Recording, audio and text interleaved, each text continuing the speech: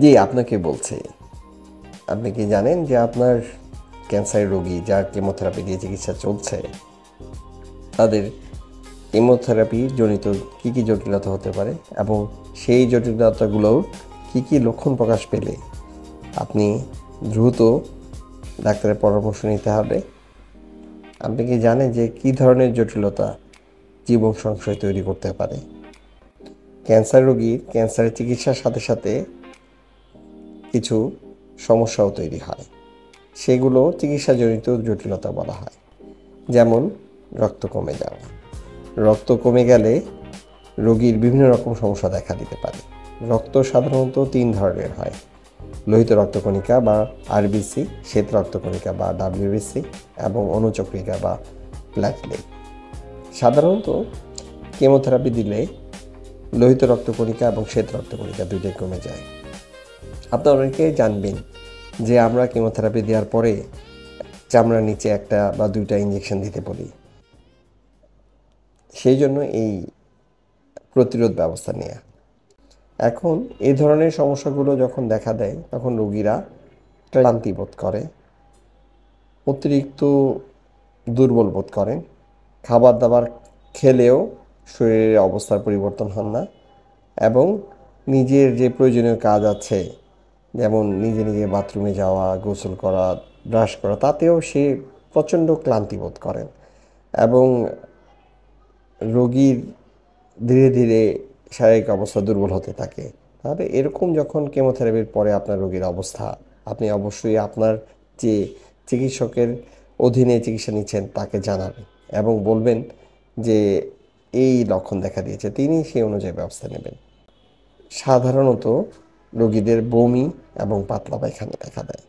এখন বমি বা পাতলা পায়খানা কতটুকু হলে আপনি চিন্তিত হবেন? বমি বা পাতলা পায়খানা যদি 6 বা 7 বার বা ততোধিক হয়, তাহলে অবশ্যই আপনি ডাক্তারের কাছে যাবেন। এটা অবশ্যই 24 ঘন্টার মধ্যে। এবং যদি তার থেকেও বেশি বমি বা পাতলা পায়খানা হয়, তাহলে আপনি সরাসরি রোগীকে নিয়ে হাসপাতালে নিয়ে যাবেন, যাতে তাকে ভর্তি করে চিকিৎসা দেওয়া যায়। কারণ এই বমি বা পাতলা পায়খানা রোগীর জীবন সংশয় করে নিতে পারে। দ্রুত চিকিৎসা করলে রোগী দ্রুত সুস্থ হবেন এবং আপনার রোগীর জটিলতা কমে যাবে। তারপর কথা আসে ইনফেকশনের। আমরা জানি যে কেমোথেরাপির জন্য রোগীর রোগ প্রতিরোধ ক্ষমতা কমে যায় এবং এই রোগ প্রতিরোধ ক্ষমতা কমা মানে হচ্ছে রোগীর নতুন নতুন কোনো ইনফেকশনকে আমন্ত্রণ দিয়ে নিয়ে আসা। এখন আমাদের খাওয়া দাওয়া, চলাফেরা, বিভিন্ন মাধ্যমে ইনফেকশন আমাদের শরীরে আসতে পারে। সেই জন্য যখনই ইনফেকশনের প্রাথমিক উপসর্গ দেখা দেয়, তখনই ডাক্তারের পরামর্শ নেওয়া জরুরি। শরীরের তাপমাত্রা বেড়ে যাওয়া বা জ্বর আসা অনেক ক্ষেত্রে শুধুমাত্র ক্যান্সারের লক্ষণ হতে পারে বা ক্যান্সারের চিকিৎসার লক্ষণ হতে পারে। কিন্তু যদি জ্বর একটানা 2 দিন বা তার বেশি থাকে, তাহলে অবশ্যই আপনাকে চিন্তিত হতে হবে এবং আপনাকে ডাক্তারের পরামর্শ নিতে হবে। কারণ এই ধরনের জ্বর থেকে ধীরে ধীরে ইনফেকশন রোগীর সারা শরীরে ছড়িয়ে পড়ে এবং সেখান থেকে সেপ্টিসেমিয়া ডেভেলপ করে এবং সেপ্টিসেমিয়া হলে রোগীকে চিকিৎসা করার পরও বাঁচানো অনেক সময় কঠিন। এছাড়াও রোগীর শরীরে লবণ কমে যেতে পারে। সাধারণ রোগীর লোকজন কিন্তু শরীরের লবণ কমে গেলে বোঝা অনেক সময় কঠিন। রোগী কিছু কিছু লক্ষণ প্রকাশ করে, তাতে আপনি বুঝতে পারবেন যে শরীরে লবণ কমে যাচ্ছে। যেমন রোগীর আচার আচরণগত বা ব্যবহারের পরিবর্তন আসে। যেই রোগী সবসময় শান্ত ছিল সেই রোগী আগ্রাসী ব্যবহার করেন।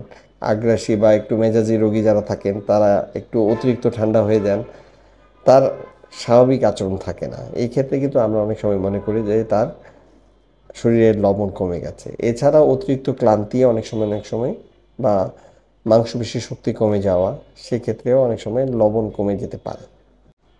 মুখে পানি আসা, হাতে পানি আসা বা হাত ফুলে যাওয়া, পা ফুলে যাওয়া, এগুলো কিন্তু চিকিৎসাজনিত জটিলতার কারণে হতে পারে। যেমন আমাদের অনেক ক্যান্সারের ওষুধই কেমোথেরাপি কিডনির সমস্যা তৈরি করে, নেফ্রোটক্সিক ড্রাগ। সেগুলোর কারণে কিন্তু অনেক সময় কিডনি বিকল হয়ে মুখে পানি আসতে পারে। তাহলে যখন রোগীর মুখে পানি আসে আপনি অবশ্যই ডাক্তারের পরামর্শ নেবেন যে আমার রোগীর কিডনি কি সুস্থ আছে। লিভারের সমস্যা বোঝা অনেক সময় সহজ, কারণ শরীরে জন্ডিস দেখা দেয়, শরীর হলুদ হয়ে যায় এবং এই হলুদ ভাব দেখলে রোগীরা সচেতন হয়ে যায় যে তার লিভার ঠিকমতো কাজ করছে না। সহজেই এই পরামর্শটা ওনারা নিতে পারেন। লিভারের সমস্যা থাকলে এটা বোঝা অনেক সময় কঠিন, কারণ লিভারের সমস্যা শুধুমাত্র যখন প্রকট আকার ধারণ করে তখন তার জন্ডিস হিসেবে প্রকাশ পায়, কিন্তু প্রাথমিক অবস্থায় সেটা ধরা অনেক সময় কঠিন। রোগী ক্লান্তি লাগা, অবসাদগ্রস্ততা, খেতে না পারা, বমিভাব হওয়া অনেক সময় লিভার সমস্যার কারণে হতে পারে। তাহলে আপনারা অবশ্যই সচেতন হবেন আপনার রোগীর চিকিৎসার কারণে লিভারের সমস্যা দেখা দিল কিনা এবং সেই সমস্যাটা কি ধীরে ধীরে বাড়ছে কিনা। সেই জন্য অবশ্যই আপনাকে আপনার যে নিকটস্থ ডাক্তার যার অধীনে আপনারা চিকিৎসা নিচ্ছেন তার পরামর্শ নেওয়াটা জরুরি। যেমন রক্তনালী যদি বন্ধ হয়ে যায় হাতের বা পায়ের, তাহলে একটা হাত বা একটা পা, অনেক ক্ষেত্রে দুইটা পাও ফুলে যায়।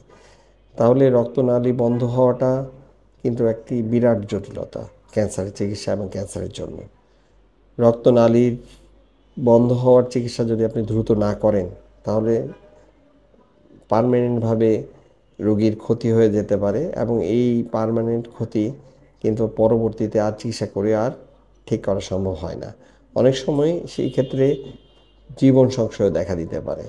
এই রোগটাকে আমরা ডিপ ভেনাস থ্রম্বোসিস বলি এবং ক্যান্সারের জন্য এবং ক্যান্সারের জটিলতার জন্য এটা কিন্তু খুব সহজেই হয়ে থাকে।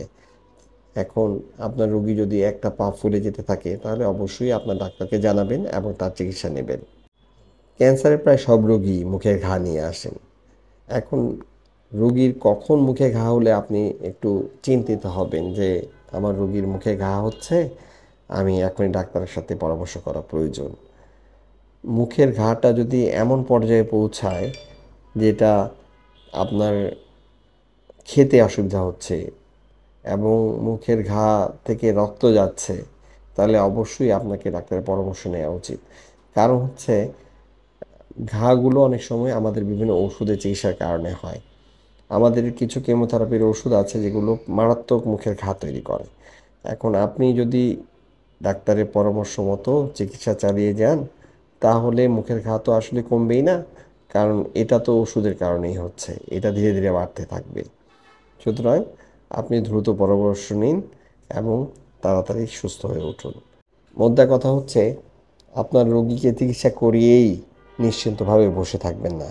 যদি কোনো ধরনের লক্ষণ দেখা দেয় যেটা দিয়ে বোঝা যায় যে আপনার রোগীর কোনো ধরনের জটিলতা তৈরি হচ্ছে এবং যেই জটিলতাটা প্রাথমিক পর্যায়ে চিকিৎসা করলে আপনারা সুস্থ হয়ে যাবেন, সেগুলো নিয়ে বসে থাকাটা বোকামি। আমরা ক্যান্সারের চিকিৎসা দিতে গিয়ে দেখেছি ক্যান্সারের রোগীরা যত না ক্যান্সারের কারণে অসুস্থ হয়ে পড়েন তার চেয়ে বেশি চিকিৎসাজনিত জটিলতার কারণে সমস্যায় পড়েন। এই কারণে ক্যান্সারের চিকিৎসা নিতে অনেকের মধ্যে অনাগ্রহও আছে, কিন্তু আসলে জটিলতাগুলো সহজে সমাধান করা যায় যদি রোগী এবং রোগীর স্বজন সচেতন থাকেন। তাহলে আমাদের উচিত সচেতন থাকা এবং দ্রুত এই ক্যান্সারের চিকিৎসার জটিলতার ব্যাপারে চিকিৎসা নেওয়া। ধন্যবাদ সবাইকে, ভালো থাকবেন।